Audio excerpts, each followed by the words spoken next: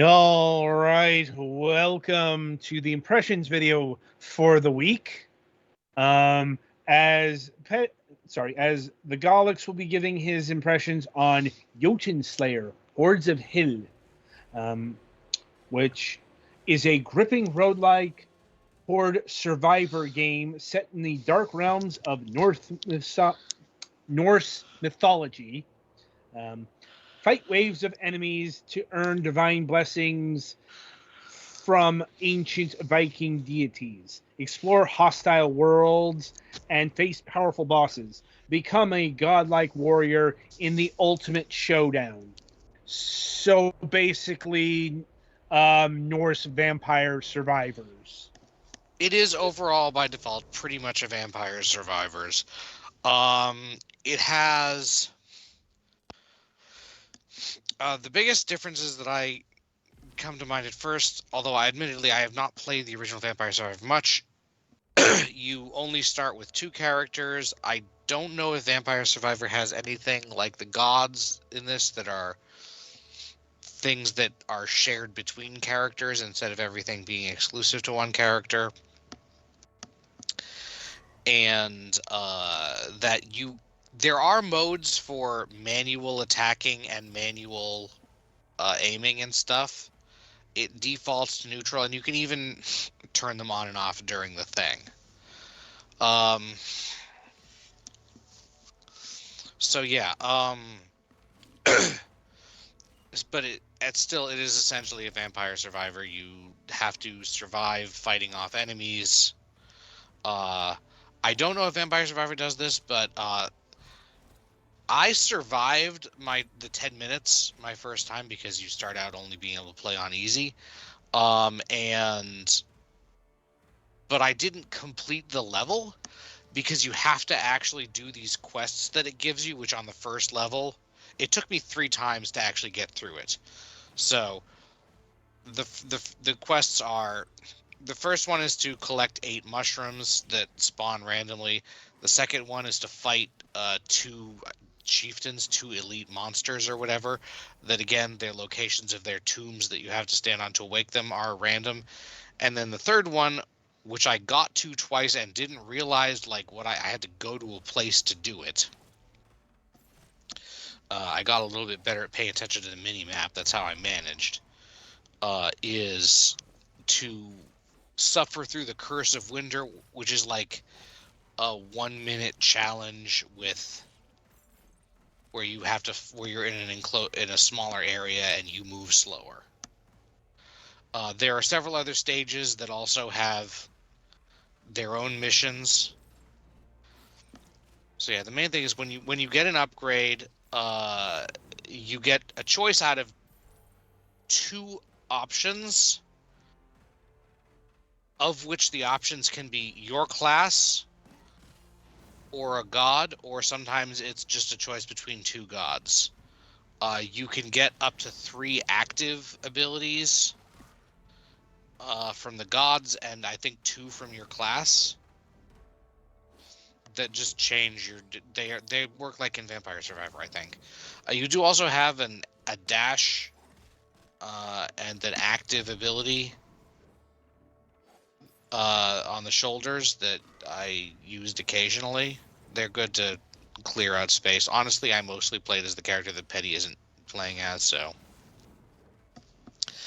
So yeah, at the start you only have the Berserker and the Cirrus. And for the gods you only have Odin and Freya. No, Thor and Freya. For beating Helheim or Niflheim, which is what this area is supposed to be, although it looks awfully bright for Niflheim. You unlock the archer character, whose actual class name I forget, and the god Loki, and then for doing something else that I didn't get to, you unlock a pyromancer type lady, and presumably there's another god that is also unlocked for that. So in addition to the experience that levels you up and stuff that benefits you mostly in the thing, You get gold, which when you go to the main map or go to the main menu, the gold, oh yeah, there's rare enemies like that bat thing that are worth a lot of money and stuff.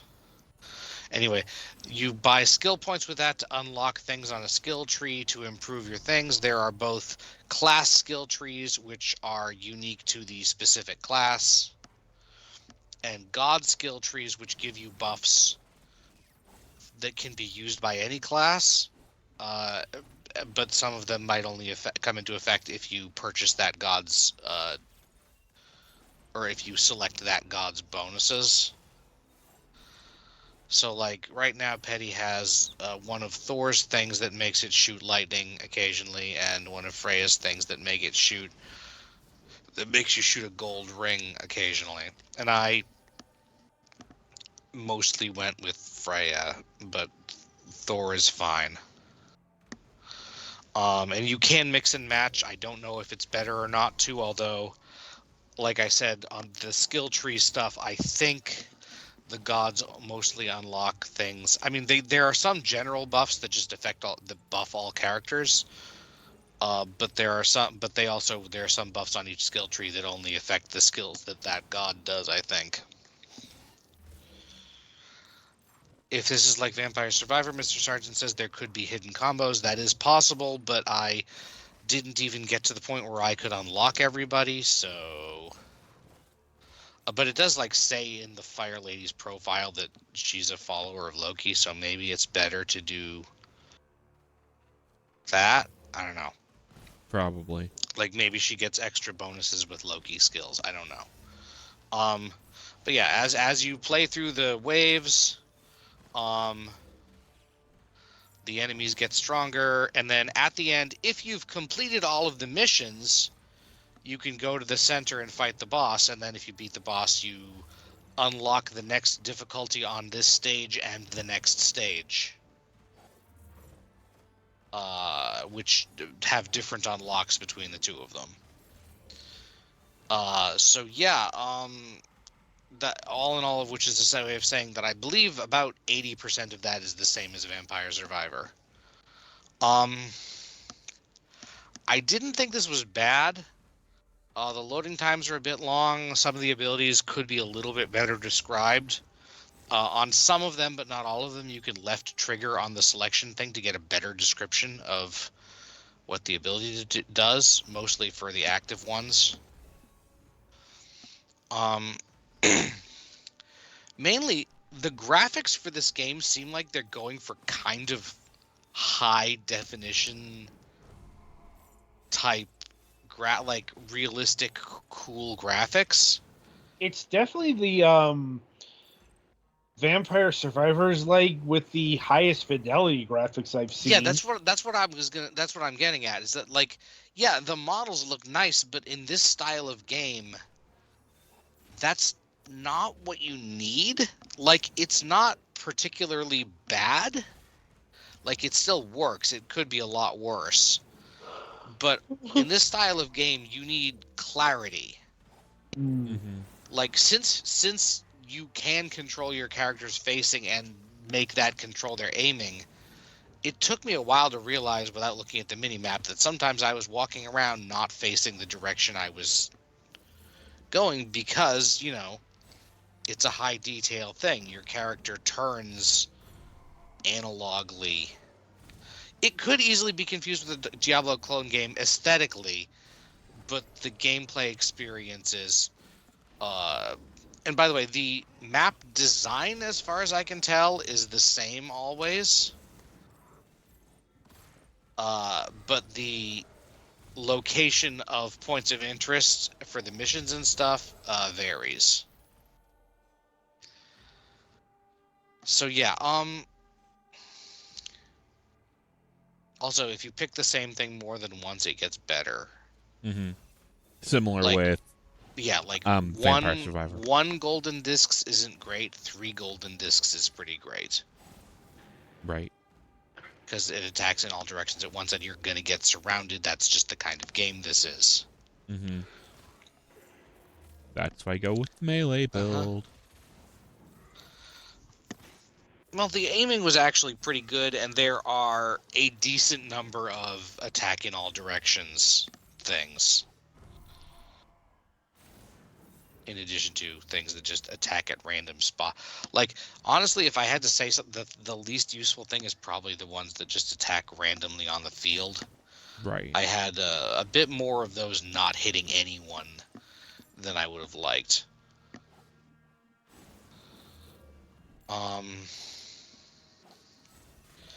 Okay, so yeah, these are random. And I don't think you can even really scout it out. They don't show up before you need them.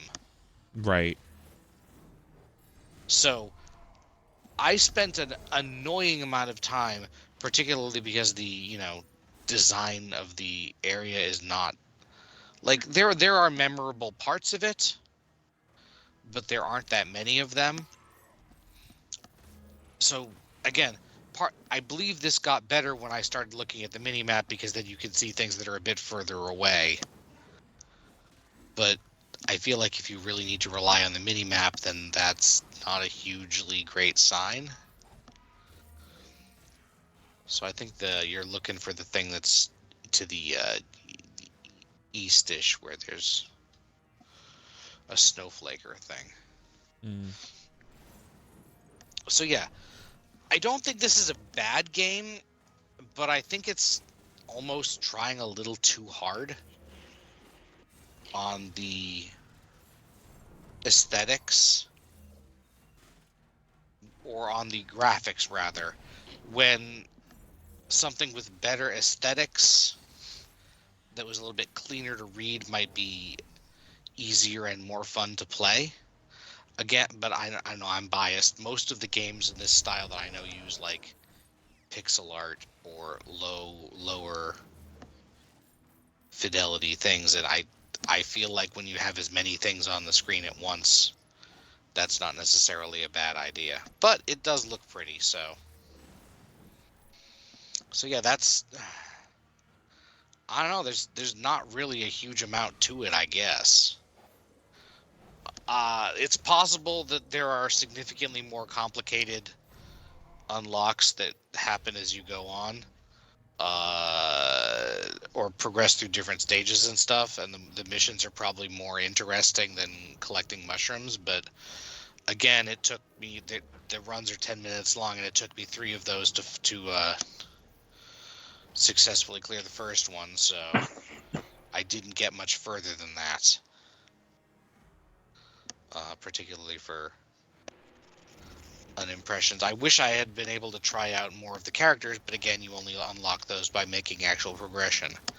There's also a second currency called Soul Stones that apparently you get from beating the final boss, which requires you to summon him, or you can sometimes get them in chests, and those let you unlock different weapons for your character which I think give you slightly different attributes when you're fighting. Like, they make each one benefits a different. I don't think there's like one that's necessarily all better than the other. Each character does also have 3 looks, but currently they might get more. Currently, I think they each have one that you have to buy the Founders Pack to use, which I didn't bother with for obvious reasons. And then one that you unlock for doing something on, I think, the highest difficulty level, or a high stage or something. But mostly I noticed that they were blacked out. And yeah, this is the boss of the first stage. He's a big dumb thing that doesn't move very fast, but he shoots a lot of hurt around. He is particularly useful for having ranged damage on. But yeah, that's this is apparently the Bone Jotun, or Jotun, however you prefer to say it.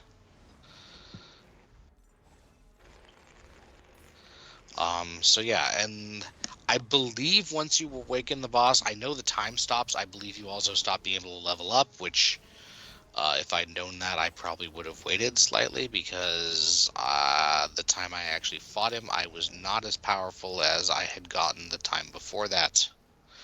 That said, I still managed it fine because probably this is on easy mode, and okay, no, you can still level up, I guess. The enemies stop dropping XP after the timer stops, but if there is XP on the ground, you can still pick Oh, it up. okay. That would be That's what it just what was. I'm inferring here. Because, yeah, you can tell that the enemies stop dropping experience. But I guess they do leave it around. I didn't really go very far. But yeah, that's... I'm just going to give it the next weather, like a second or two that it takes for Petty to finish thing off. Because that's about what there is. And it's dead. They focused a lot on the graphics. It looks nice, but I'm not sure it was the optimal gameplay thing to focus on. But it's a decent game. Oh yeah, and the music is, I don't know, fairly generic, I think. So yeah, if you go into the skill shop, you can see the 4 different, or probably 5 different, 6 different things.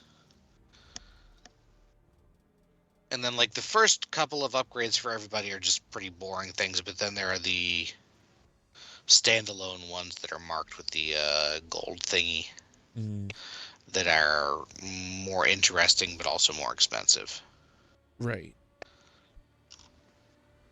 And yeah, the god bonuses, the passives will affect everybody, and the ones that boost abilities will affect anybody that gets that ability, and then the class ones only affect that class. So how you approach this depends on which kind of boon you like best, I suppose. Mm-hmm. So yeah, Adam, what is the current price, and what is the prospects for this on its full release? I'm glad you asked. Because currently this game is clocking in at, it's right now discounted, but its nominal price is $9.99. And we have some DLC in the... Yeah, I saw there was like an art book and a soundtrack, I think.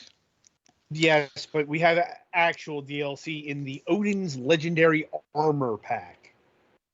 Yeah, which is the one that I talked about that you get from the founder thing. Right. That I believe it is just aesthetic, but they do look cool. And as far as the price increasing, yes, they do plan on increasing the price. Not even like exiting early access, because they are still adding content. As we add more content, features, and polish to the game, the price will increase to reflect the additional value and improved experience. So, the prospect of this going up in price soon is high, because the early access period is being charted for about 6 months here. But they do note that is not set in stone. I would say that this is probably more worth $10 now than it would be worth much more than that, unless they increase and improve a lot. I'm not sure there's a Vampire Survivors alike in the universe that would be worth $20. Right. That's kind of what I mean. Like, the whole point is like, you if do it a couple increases, levels. If they increase this above like $15, it would be a hard sell unless it like is really, really amazing. Which I think would also require a lot of changes. But like, now for $10, it's fine. Yeah, I think they're basically trying to let their highfalutin graphics speak for the price. That did see, like I said, it seems like they were putting a lot of emphasis on that. And as I said, I don't think they picked the best genre to show off really high detail graphics. Right. Because I don't even think you can zoom in to like actually admire the graphics at all. So unless you have a very, very large monitor. The trophy room might on the or trophy hall might let you look at things. I know you can see your character in pretty good detail when you're selecting them. A trophy hall is achievements. Okay, then yeah, I got nothing. Because yeah, like there's the decent character model here on the class selection, but like that's cool and all.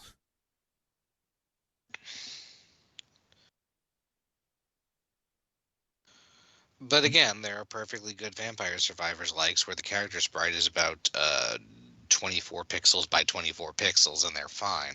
Oh yeah, hell, there are some Vampire Survivors alikes with less pixels than that. Mm-hmm.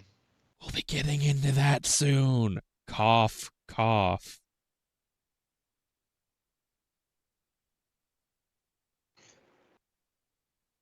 So, yeah, I Okay. think that's about all I got. All right. So that'll do it for Jotunnslayer.